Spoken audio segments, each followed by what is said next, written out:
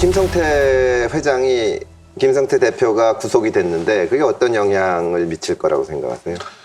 어쨌든 김성태 전 회장이 이재명 대표를 전혀 모른다. 이재명 대표도 그 황당하다. 이런 얘기를 해서 그 두 사람의 얘기만 보면 부합하는 거죠. 그러나 이 부분에 대해서는 뭐 두 사람이 말만 의존해서 판단할 수는 없는 것일 테고 결국 이제 검찰의 철저한 수사를 통해서 저는 이재명 대표의 그 무고함이 좀 밝혀지길 바랍니다. 근데 김성태 회장 같은 경우는 들어왔죠. 근데 제가 딱 볼 때는 사실은 생각보다는 얻을 게 별로 없을 것 같거든요. 이 사람이 왜 들어왔느냐. 그러니까 태국이 참 감옥 사정이 진짜 안 좋거든요. 제가 이만갑을 하잖아요. 그 탈북자들이 감옥도 아니고 보통 이제 태국 통해서 오는데 거기 수용소 얘기하는데 진짜 얘기 들어보면 거기 살만한데 사람 살만한 데가 못 된대. 그래서 들어왔단 말이죠. 근데 들어왔는데 문제는 뭐냐면은 같이 그 금고지기 했던 사람 매제 있잖아요. 김모 씨 매제거든요. 이 사람은 넌 파타야에 있어. 너는 고생해. 실상은 그 사람이 사실 지시는 뭐 김성태 회장이 했겠지만 돈을 갖다 실제로 집행한 건 이 사람이잖아요. 핵심은 남겨두고 지금 와서 간보로 들어온 거거든요. 그래서 와서 나는 이재명은 모른다라고 얘기를 한 거예요. 그 다음에 뭐였냐면 딱 인정하는 혐의는 딱 하나는 겁니다. 외국한 거래법 위반. 북한에 돈 줬다. 그래 사실이다. 근데 내 돈이다. 배임하고 횡령 아니다. 그럼 내가 인정하는 건 외국한 거래법이다. 제일 작은 거. 말랑말랑 그거 하나 빼고 나는 아무것도 다 지시를 안 할 거다라고 이제 시그널을 준 거죠. 이게 특수부 검사의 입장에서 지금 김성태 회장이 구속된 이후에 이 상황을 보면은 어쨌든 뭐 김성태 회장하고 이재명 대표는 서로 모른다고 주장을 하고 있고 이 대표는 김성태 회장이라는 분을 만나거나 실제로 본 적이 없다고 했습니다. 하지만 누군가가 술 먹다가 전화를 바꿔줬다는 얘기가 있는데 기억이 나지 않는다고 덧붙였습니다. 이 대표는 변호사비 대납을 검찰이 기소하면 미쳤다고 생각한다며 변호사비 대납은 누가 누구에게 언제 어떤 방법으로 얼마를 줬는지가 한 개도 밝혀진 게 없다고 했습니다.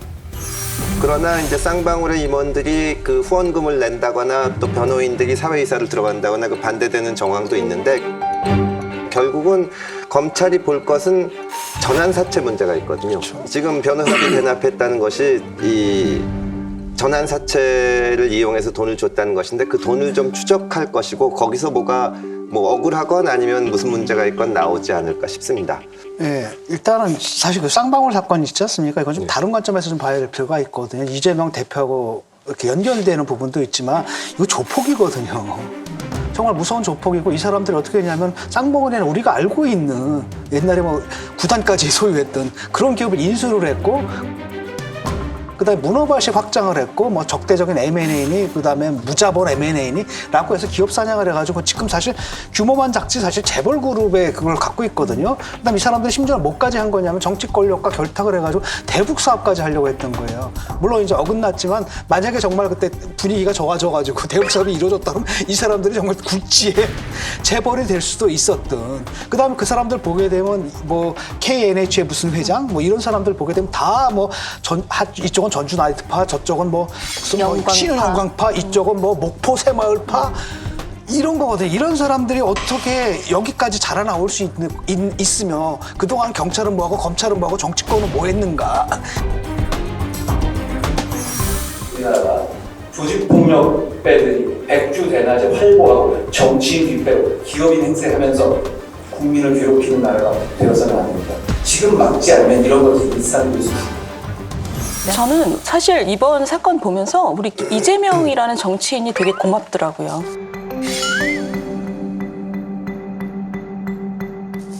고마운 이유가 90년대 초반에 우리 모래시계 이후로 조폭이라는 음지에 존재한다고 생각했지 이게 양지로 끌어올려진 적이 별로 없어요. 근데 지금 쌍방울 보시면 변호를 담당했던 이재명 대표의 변호를 담당했던 사람들이 재벌 기업 같은 그런 그 대기업의 사회이사로 대거 들어가 있고 그리고 북한에다가 막 현금으로 배낭에 넣어서 갖다 줬던 그런 사업의 뒤에는 경기도의 공식 행사에 그 남북 교류를 한다는 명목하에 그리고 언론도 어마어마한 로비를 받은 거고 그리고 법조, 대법원까지 이게 지금 이런 의혹들을 보면 정말 우리 국민들이 이렇게 구석구석 썩었구나. 썩었네. 이렇게 높은 데까지도 썩었구나라는 거를 모르고 있었던 거예요. 근데 이 이재명이라는 분이 없었으면 우리가 이걸 몰랐죠.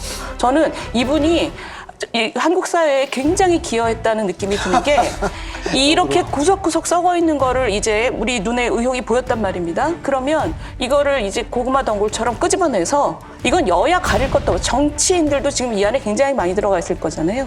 여야를 막론하고 대한민국 대청소 기간으로 삼아서 저는 검찰이 이거를 청소를 해야 된다고 생각해요. 근데 지금 현재까지 판검사들에 대해서는 얘기가 지금 별로 없어요. 뭐 본인들은 검찰은 우선순위일 뿐 이제 할 거다라고 하는데 국민들이 지켜보고 있습니다. 지금 벌어지는 상황을 보고 많은 분들이 허탈함을 느끼고 있는데 민주당에서는 또 다른 시각이 있는 것 같아요. 그 민주당의 그 중요한 스피커인 정청래 의원님 뭐 이런 분들은 이번에 김성태 회장 소환을 두고도 기획체포서를 제기를 하는데 이재명 대표가 검찰에 수사받으러 가는 날, 똑같은 날 김성태 회장이 체포됐다는 게 이게 정말 저는 우연의 일치일까? 어느 정도 뼈 맞춘 그런 시나리오가 지금 진행되고 있지 않나. 그 시나리오는 그리고 검찰이 만들었다? 김성태 회장과 검찰 간의 이해관계 일치하는 부분은 있겠죠. 뭐 저는 미리 확보해놓고 그날 발표한 거 아닌가 그런 의심이 들고 이 또한 좀 이거 가지고도 정치하나 이런 생각이 들더라고요. 어떻게들 보시나요? 이 사람들 이제 그 음모론에 늘 하던 그 음모론이 지금 다시 나왔는데요. 지금 뭐 이게 좀 불안한 모양이에요. 굉장히 불안해하고 있는 게 그 왜 그러냐면은 정진상하고 김용은 이게 정치적 동기이기 때문에 침묵을 합니다. 근데 김성태는 뭐야? 이게 조폭이거든요. 조폭은 의리가 없어요. 그러니까 실제로 작년 11월에 어떤 기사가 났냐면은 김성태 측에서 수원지검에 딜을 하려고 했다라는 거예요. 그래서 이재명 걸 불 테니까 쌍방울 비리를 덮어달라.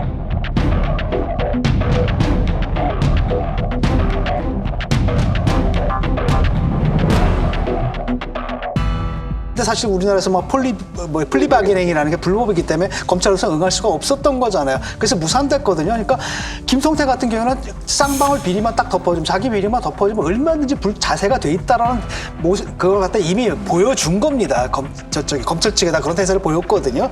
이걸 갖다 민주당에서 아는 거죠. 김성태 회장이 귀국을 한다. 그러면 이건 총선 앞두고 어마어마한 악재지요. 그게 지금 사실은 가장 두렵습니다. 대북 송금 쪽은 어때요? 대북 송금 과정이 또 뭐 아태협이라든가 뭐 이런 게 좀 관련이 돼 있고 네. 또 규모도 방대하고 여러 번에 걸쳐 있기 때문에 그 과정에서 저희가 뭐 상상하지 못하는 뭐 그런 여러 가지 얘기들이 또 나올 수 있겠다 싶습니다. 오히려 변호사비, 대납, 대북 송금 두 개를 놓고 이렇게 따져본다면 대북 송금이 더 큰 덩어리일 수 예, 저는 뭐 그렇게 의심합니다. 민주당으로선. 예, 저는 뭐 그렇게 생각을 합니다. 그래서 일단 기획체포서를 딱 터뜨려 놓고 만약에 얘가 들어와서 그다음에 뭐가 하겠느냐 이재명 대표한테 불리한 진술을 하기 시작하면 그때 이제 이 얘기를 또 다시 봐라 우리가 얘기하지 않았느냐 저거 체포될 때부터 다 이미 벌써 거래가 끝난 거다 이렇게 하려고 미리 자락을 깔아놓는 거고. 아니 저는 기획체포설도 근거가 있으면 귀담아 듣지요. 근데 근거라는 게 지금 어떻게 날짜가 일치할 수 있느냐. 지난번에 이재명 대표가 뭐 자신 생일날 소환장이 왔다고 뭐 살을 쌌다 뭐 이런 얘기 했잖아요. 아마 생일날에 맞춰서 소환장을 보낸 게 아닌가 그런 생각이 드는데 이런 얘기가 있습니다. 이재명을 죽이기 위해서 살을 쏘는데 잘 안 맞는다. 왜 안 맞냐? 생일을 잘 모른다. 지난번에 그 청담동 술집에 그 흑석 김의겸 선생부터 시작해서 이 정청래 이 안민석 이런 분들을 지금 계속 그 전방의 공격수로 지금 자리를 바꿔가면서 나오시는데 국민들 입장에서는요 되게 그 웃음이 나오는 건 맞고 웃음을 주신 거는 고마운데 그 웃음이 좋은 웃음이 아니고 정치를 희화화시키는 웃음이에요. 특히 이 안민석 그 의원은 뭐 최순실 은닉재산 뭐 1조 원이라도 좀 찾아온 다음에 정치 활동해야 되는 거 아닌가요? 어떻게 없던 그러니까 1억이라도 찾아왔으면 좋겠습니다.